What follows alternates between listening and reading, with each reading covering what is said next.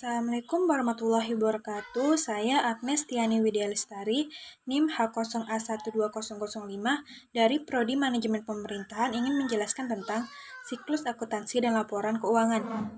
Siklus akuntansi meliputi proses panjang terkait aktivitas keuangan perusahaan, diawali oleh pencatatan transaksi dan analisis hingga penyusunan jurnal penutup sebagai tanda persiapan aktivitas periode akuntansi berikutnya. Berikut adalah penjelasan mengenai siklus akuntansi. 1. Bukti transaksi. Bukti transaksi memulai proses siklus akuntansi. Bukti transaksi sendiri adalah seperangkat dokumen yang berisikan rincian transaksi keuangan. Jika tidak ada transaksi keuangan, tidak akan ada bukti transaksi yang perlu dilacak. Transaksi dapat mencakup pembayaran utang, setiap pembelian atau akuisisi aset, pendapatan penjualan, atau biaya apapun yang telah terjadi. 2. Jurnal. Setelah transaksi sudah terjadi dan bukti transaksi sudah tersedia, langkah selanjutnya adalah mencatat transaksi tersebut ke dalam jurnal perusahaan dalam urutan kronologis. Perlu diperhatikan dalam mendebit, mengkredit, akun harus selalu seimbang. Ketiga, buku besar.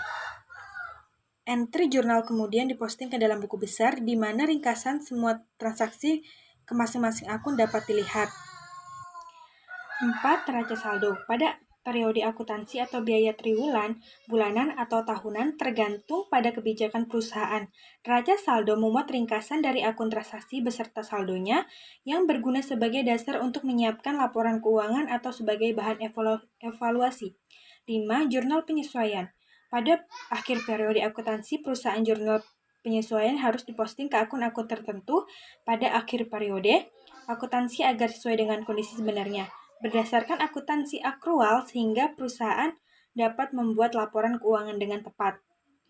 6. Laporan keuangan. Laporan keuangan terdiri dari neraca, laporan laba rugi, dan laporan arus kas yang disusun menggunakan saldo yang sudah benar. Jurnal penutup. Pada saat jurnal penutupan tersebut diposting, semua akun nominal saldonya menjadi 0 dan sudah siap digunakan untuk mencatat transaksi berjalan pada awal periode berikutnya. Tidak perlu diingat dalam siklus ini tidak selalu sama alurnya. 8. Jurnal penutup.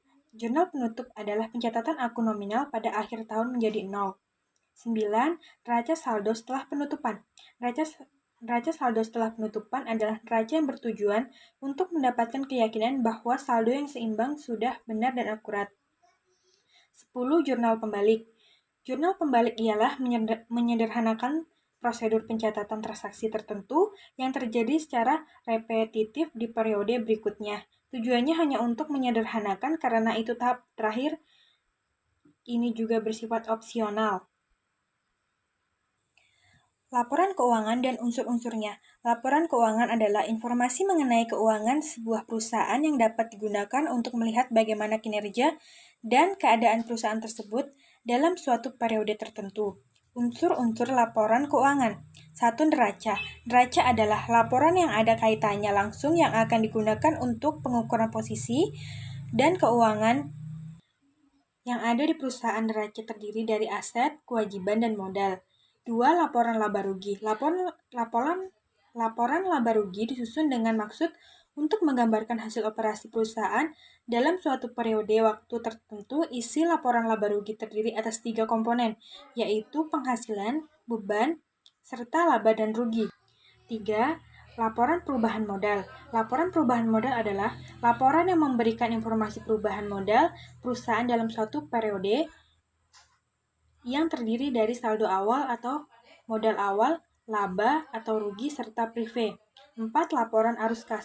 Laporan arus kas adalah bagian dari laporan keuangan suatu perusahaan yang dihasilkan pada suatu periode akuntansi yang menunjukkan aliran masuk dan keluar uang perusahaan. Tujuan umum laporan keuangan. Yang pertama, memberikan informasi keuangan yang dapat dipercaya mengenai aktiva, kewajiban, serta modal suatu perusahaan. Yang kedua, memberikan informasi keuangan yang membantu pemakai laporan keuangan untuk menaksir kemampuan perusahaan dalam menghasilkan laba. Ketiga, memberikan informasi yang dapat dipercaya mengenai perubahan dalam aktiva bersih suatu perusahaan yang timbul dari kegiatan usaha dalam rangka mencari laba.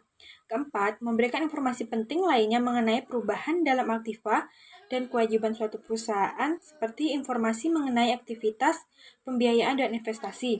Yang kelima, mengemukakan informasi lainnya yang berhubungan dengan laporan keuangan yang relevan untuk kebutuhan pemakaian laporan seperti informasi tentang kebijakan akuntansi yang dianut perusahaan.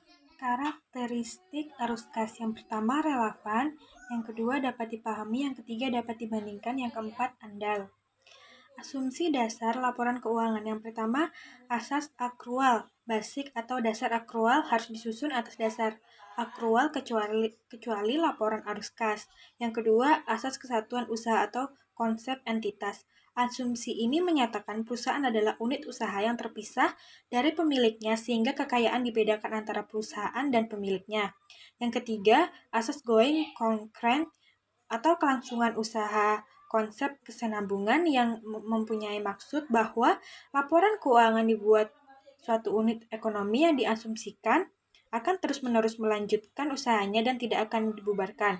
Yang keempat, asas perbandingan pengeluaran dengan beban dengan penghasilan atau matching concept. 5.